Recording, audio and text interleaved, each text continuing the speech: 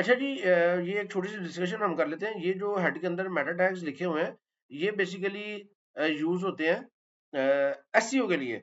अगर आप इनको ना लिखें तो भी आपका वेब पेज बन जाएगा, लेकिन ये एसईओ के लिए जरूरी है। SEO means search engine optimisation.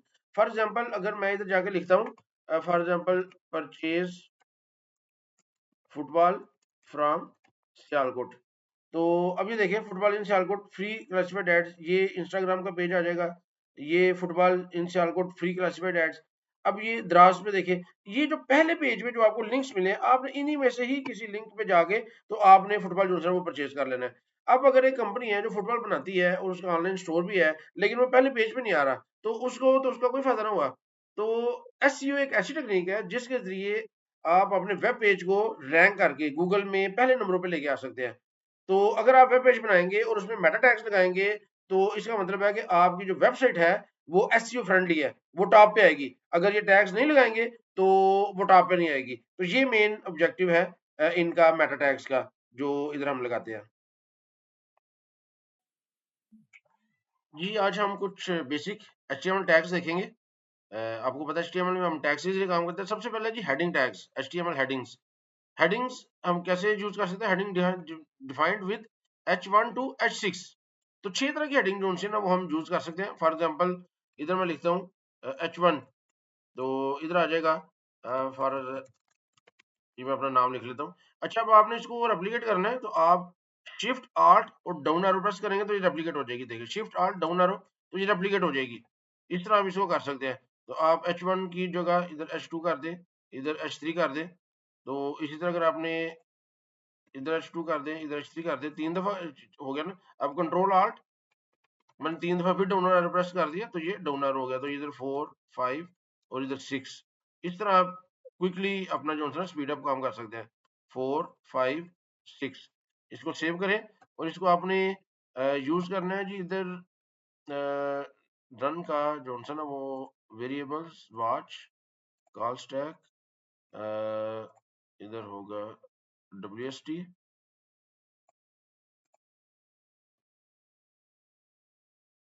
अच्छा, ये ऑलरेडी जो है ना वो रन हो रहा है, इधर से हम करेंगे तो स्टॉप हो जाएगा। तो इसको कैसे आप रन कर सकते हैं? ये देखिए रन एंड डिबग, इस पे आप क्लिक करेंगे ना, रन एंड डिबग इस पे क्लिक करेंगे तो ये ब्राउजर में ऑटोमेटिकली ओपन हो जाएगा। तो ये देखें जी, ये जो 6 हेडिंग्स आपने दी हैं, तो इससे आपको पता लग जाएगा कि ये हेडिंग्स है। ये H1 H2 H3 H4। तो फ्यूचर में जिस टाइप की आपको हेडिंग चाहिए होगी, आप उसको यूज कर सकते हैं। तो इसको स्टॉप करना आपने, ये स्टॉप का बटन है, इसको स्टॉप करेंगे तो ये ब्राउजर ऑटोमेटिकली बंद हो जाएगा। तो इस तरह आप हेडिंग्स यूज कर सकते हैं जी। इसके बाद HTML पैराग्राफ्स है। पैराग्राफ के लिए आप p टैग यूज कर सकते हैं। हेडिंग्स के बाद इधर आप लिख लेते हैं जी p। तो अब देखिए, जो ही आपने ये जो क्लोजिंग टैग प्रेस किया, तो उसके बाद ये जो इसका क्लोजिंग टैग है वो ऑटोमेटिकली आ गया। आपने पहला जो p टैग था इसको क्लोज किया था, ये दोबारा देखिए।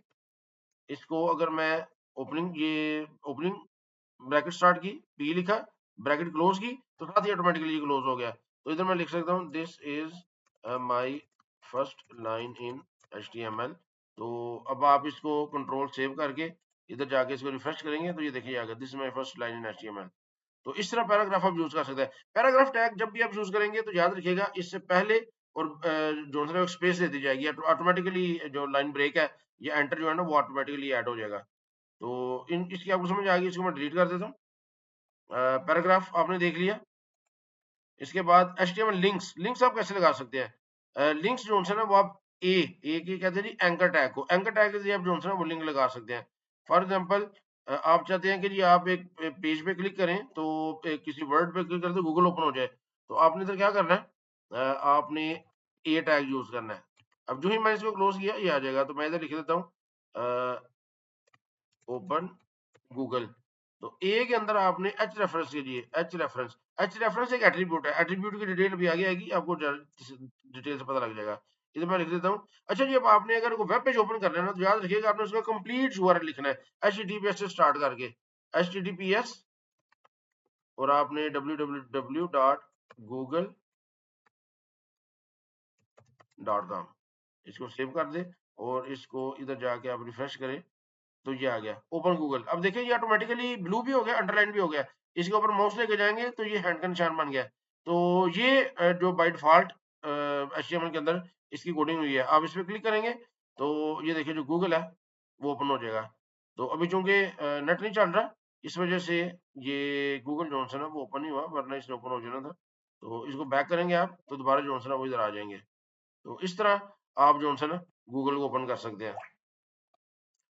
अच्छा जी, देखिए ये जब हमने इसको ओपन किया है, बैक में जाके देखें ओपन गूगल, तो ये गूगल जॉनसन ओपन हो रहा है। वो पहले क्या मसला था, पहले इसमें ना ये 4 टाइम्स जॉनसन वो लिखा गया था। google.com इधर www 4 टाइम्स लिखा गया था। इसको मैंने 3 टाइम्स करके सेव करके, तो जब इसको रिफ्रेश किया, इस पेज को रिफ्रेश किया, तो अब ये चल गया, ये गूगल ओपन हो गया। पहले इसलिए ओपन नहीं था हो रहा कि वो 4 टाइम्स लिखा गया था। तो इस तरह एंकर टैग जॉनसन वो आप यूज कर सकते हैं। अच्छा जी, इसका फॉन्ट मैंने जरा बढ़ा दिया ताकि आपको क्लियर नजर आए। तो इसके बाद है जी HTML इमेजेस। इमेज आप जो है वो कैसे शो कर सकते हैं। अच्छा देखिए, मैंने ये जो फाइल है ये सेव की हुई है, किधर मैंने सेव किया जी, ये मैंने सेव किया है WST के फोल्डर के अंदर। अब यहाँ पे मैंने 2 इमेज रखे हुए हैं, एक कंप्यूटर है और एक का नाम है रिवर। तो अगर मैंने कोई भी इमेज शो करना है तो मैं सिंपल क्या यूज करूंगा, IMG टैग, और मैंने सोर्स के जरिए बताना है कि मैंने कौन सा जो है इमेज वो ओपन करना है। तो इधर मैं लिखूंगा रिवर। देखिए जो ही मैंने RA लिखा है तो ऑटोमेटिकली वो आ गया, इसने डिटेक्ट कर लिया कि ये रिवर के नाम से इमेज पड़ा हुआ है। इसको टैब प्रेस करेंगे आप और इसको क्लोज कर दें।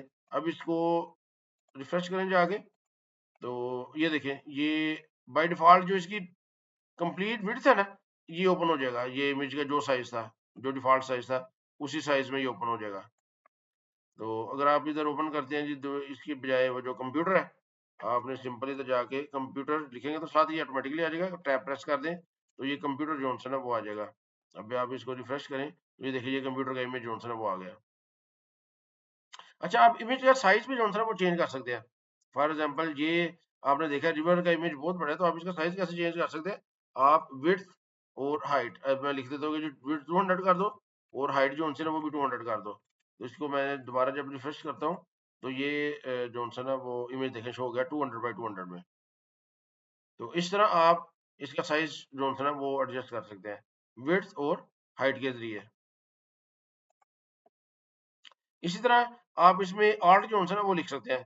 आर्ट बेसिकली किसी यूज होता है, फॉर एग्जांपल इधर मैं रिवर 1.jpg लिखता हूँ। अब इसको मैं सेव कर देता हूँ और इसको मैं रिफ्रेश करता हूँ, तो अब देखिए एरर आ गई है। अभी जो है इमेज तो शो नहीं हुआ, लेकिन यहाँ पे इन्फॉर्मेशन भी कोई नहीं आ रही। तो मैंने आल्ट एट्रीब्यूट लगा के आल्ट के जरिए बता देना है दिस इज अ रिवर। अब इसको अगर आप रिफ्रेश करें तो ये देखिए ये आ गया, दिस इज अ रिवर।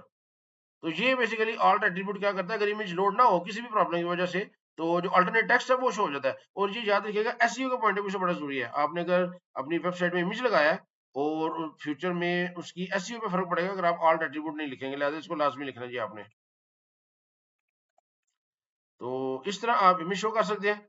अच्छा जी, ये जो हम HTML का कोड लिख रहे हैं, हम चाह रहे हैं कि देखें भला कि कोई भी जो पेज है, अब उसका जो है ना HTML कोड क्या है। फॉर एग्जांपल मैं BBC ओपन करता हूँ जी, ये देखें, ये मैंने न्यूज़ एक वेबसाइट ओपन की है, तो मैं देखना चाहता हूँ कि इसके पीछे भी तो HTML का कोड है ना, तो इसके HTML का कोड क्या है। तो आप इसका क्या कर सकते हैं, राइट क्लिक करें और बल्कि इसका ना कंट्रोल यू जॉनसन है वो कमांड है, ये देखें, ये कंट्रोल यू मैंने प्रेस किया। अब ये जॉनसन है, ये पीछे कोड जॉनसन है, ये सारा ओपन हो गया, ये देखें, ये जॉनसन है इसका सारा कोड है। तो ये देखिए, data type HTML language your class. अब ये क्लासेस डायरेक्टरीज और ये क्या यूज हो रहे हैं जी, ये अभी आप फ्यूचर में पढ़ेंगे। तो बहरहाल ये इस तरह आप किसी भी पेज का सोर्स जो है वो देख सकते हैं। अगर सिंपल HTML में बनी हुई है तो पूरा नजर आ जाएगा। अब बाज दफा डायनेमिक वेबसाइट्स होती हैं, वो उस वक्त उनका HTML कोड ही होगा, लेकिन वो रन टाइम पे बना हुआ कोड होगा, उसके बैकएंड पे कोई डायनामिक लैंग्वेज का कोड होगा। तो बहरहाल ये इस तरह आप देख सकते हैं जी। इसके अलावा आप इधर कर सकते हैं, राइट क्लिक करके इंस्पेक्ट की, ये इंस्पेक्ट की ऑप्शन होती है, इसमें क्लिक करेंगे तो इसका जो कोड है वो आपको इधर राइट साइड पे जो है वो इधर शो हो जाएगा। तो आप ये देखिए जी, जिस वो आप एरिया पे माउस लेके जाएंगे ना तो वो सिलेक्ट हो जाएगा। देखिए जी, ये सो ये पूरी क्लास सिलेक्ट हो गई है। अब आप इसके अंदर इसको ओपन करते हैं जी, इसके अंदर कुछ भी आप सिलेक्ट करते हैं, ये देखिए जी, इस तरह आप जो है ना, ये ऐसा ऐसा जब आप ज़्यादा एक्सपीरियंस होते जाएंगे तो इसको आप जो है ना वो देख सकते हैं। कि ये कौन से सेक्शन के अंदर हर एक का क्या क्या मकसद है। तो इस तरह भी आप ये डिबगिंग के लिए और इसकी टेस्टिंग के लिए आप इसको यूज कर सकते हैं। तो ये जिसको आप सेलेक्ट करेंगे इधर से, ये देखिए वो ऑटोमेटिकली उधर जो है वो सिलेक्ट हो जाएगी इस तरफ। तो इंस्पेक्ट एलिमेंट भी आप यूज कर सकते हैं।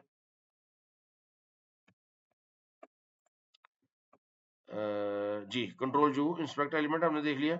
उसके बाद अच्छा जी एक टर्म है एचटीएमएल एलिमेंट्स क्या होते हैं? Elements is everything from start tag to end tag. ये स्टार्ट टैग है और ये एंड टैग है, इन दोनों के दरमियान जो कुछ भी है ना, इंक्लूडिंग स्टार्टिंग टैग, इसे हम एचटीएमएल एलिमेंट कहते हैं। तो ये H1 और P जो से हमने देखा ये HTML एलिमेंट्स हैं। HTML elements with no content are called empty elements. अगर किसी टैग के अंदर कुछ भी कंटेंट नहीं लिखा हुआ उसे एम्प्टी जो है एम्प्टी टैग वो कहते हैं। जिस तरह BR टैग है, ये लाइन ब्रेक के लिए यूज होता है। फॉर एग्जांपल अगर आप इधर लिखते हैं this is my first line, इधर आप देखें एंटर करके इस तरह कर देते हैं। अब इसको सेव करें और इसको एग्जीक्यूट करें तो ये उसी तरह शो हुआ है this is my first line. वो लाइन ब्रेक नहीं आई। तो वो क्यों नहीं आई? क्योंकि HTML स्पेसिस वो लाइन ब्रेक को इग्नोर करता है। इधर हम ये कर देते हैं। तो आपने अगर लाइन ब्रेक शो करनी है तो आपने BR टैग जो है वो यूज करना है, ये BR टैग। तो अब इसको रिफ्रेश करें तो ये देखें ये लाइन ब्रेक आ गई है। तो इस तरह आप BR टैग यूज कर सकते हैं। और ये जो सिंगल टैग्स है ना, इनको आप इधर ही क्लोज भी कर सकते हैं। देखिए आपने स्लैश लगा दी तो क्लोज हो गया। तो इसको रिफ्रेश करेंगे तो इसमें कोई मसला नहीं आएगा। इस तरह आप सिंगल टैग्स यूज कर सकते हैं। HTML is not case sensitive language, यानी कि अगर आपने ये जो BR लिखा है इसको आप कैपिटल कर देते हैं BR। अब इसको रिफ्रेश करें जाके ये इधर रिफ्रेश करते हैं तो ये देखें ये उसी तरह जो है शो होगा, कोई एरर नहीं आई। तो BR में लिखे आप, लेकिन W3C रिकमेंड करता है कि जी आपने जितने ये टैग्स है ना इसको स्मॉल में लिखना है। जी ये रिकमेंडेशन है, आपने भी स्मॉल में ही यूज करना है। अच्छा जी कुछ मिसलेनियस टैग है, जिस तरह लाइन ब्रेक टैग आपने देखा है, इसी तरह एक सेंटर टैग है। फॉर एग्जांपल ये जो पैराग्राफ आपने लिखा है इसको आप जो है ना वो सेंटर करना चाहते हैं।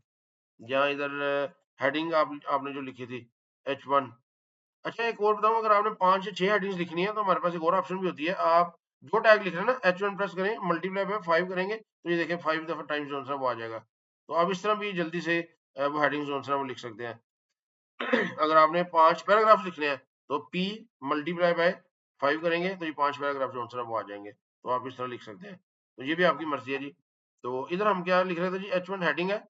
इधर मैं लिख देता हूँ टेस्टिंग। अगर देखें जी इसको मैं सेंटर में करना चाह रहा हूँ, अभी इसको मैंने सेव करके तो देखते हैं जी किस तरह का स्ट्रक्चर, ये टेस्टिंग आ रहा है ना। इसको सेंटर करना है आपने तो सेंटर टैग जो है वो यूज होता है, इसको आप यूज कर सकते हैं। बाय डिफॉल्ट ये क्लोजिंग टैग आ गया, इसको मैं एंड पे ले जाता हूँ, ये क्लोजिंग टैग। तो अब आप इसको रिफ्रेश करेंगे तो ये देखिए ये टेस्टिंग जो है वो सेंटर में चला गया। तो इस तरह आप सेंटर टैग भी यूज कर सकते हैं। जी उसके बाद है हॉरिजॉन्टल लाइन। हॉरिजॉन्टल लाइन अगर आपने पेज को डिवाइड करना है, हॉरिजॉन्टल लाइन आप यूज कर सकते हैं। फॉर एग्जांपल टेस्टिंग के बाद मैं चाह रहा हूँ हॉरिजॉन्टल लाइन लगाना, तो मैंने HR जॉनसन है वो लिख देना है और इसको मैंने जाकर रिफ्रेश करना है तो ये देखिए टेस्टिंग के बाद ये हॉरिजॉन्टल लाइन जॉनसन है वो आ गई है। तो ये अगर पेज के मोस्टली पोर्शन आप बनाते हैं और उसको सेपरेट करने के लिए HR यूज कर सकते हैं। और HR को चूंकि एम्प्टी टैग है तो आप इधर इसको क्लोज भी कर सकते हैं। इसी तरह फॉर्मेटिंग प्रिजर्व करने के लिए जी फॉर एग्जांपल अगर आप ये लिख रहे हैं this is my first line, अब आप इसके दरमियान स्पेस देना चाहते हैं। फॉर एग्जांपल जितनी ज्यादा आपने स्पेस दे दी है, अब आप इसको रिफ्रेश करते हैं तो ये स्पेस आपको बताता है HTML इग्नोर कर देता है, ये नहीं नजर आ रही। तो आपने क्या करना है, इधर P की जगह ना प्री टैग यूज करना है। प्री, इधर भी आपने प्री टैग यूज कर लेना है। ये क्या करेगा, ये फॉर्मेटिंग प्रिजर्व कर लेगा। अगर इसको रिफ्रेश करें तो ये देखिए दिस इज माय फर्स्ट, और जितनी स्पेसेस आपने दी है ये उसी तरह जो आएगा। उसका फॉन्ट भी चेंज हो गया। जो पैराग्राफ है इसके ऊपर बाय डिफॉल्ट फॉन्ट जो है वो अप्लाई हो जाता है, जबकि ये जो है प्री के अंदर इसके ऊपर कोई फॉर्मेटिंग कोई फॉन्ट कलर वगैरह कुछ भी अप्लाई नहीं होता। तो ये इसका सिंपल सा, इसलिए सबसे सिंपल जो फॉन्ट है वो बन गया। तो प्री टैग आप यूज कर सकते हैं इस तरह प्री लिख के।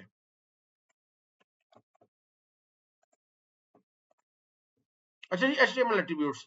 HTML एट्रीब्यूट्स क्या होते हैं? एट्रीब्यूट्स, हाँ, जितने भी HTML के एलिमेंट्स है ना वो सब के अंदर एट्रीब्यूट्स हो सकते हैं।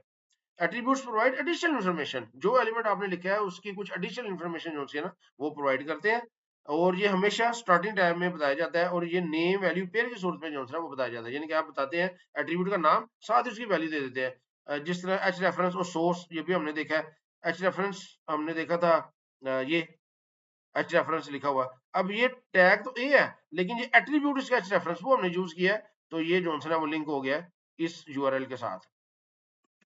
इसी तरह ये जो इमेज है, इमेज टैग है, लेकिन अब इसका एक एट्रीब्यूट सोर्स है, एक एट्रीब्यूट आल्ट है, एक एट्रीब्यूट इसका विड्थ है, एक एट्रीब्यूट हाइट है, तो एक ही टैग के अंदर मल्टीपल एट्रीब्यूट्स हो सकते हैं। तो ये देखिए, ये क्लोजिंग, ये स्टार्टिंग टैग है, स्टार्टिंग टैग के अंदर हमेशा ये एट्रीब्यूट्स आएंगे, ये क्लोजिंग टैग है, क्लोजिंग टैग के अंदर एट्रीब्यूट्स नहीं आते।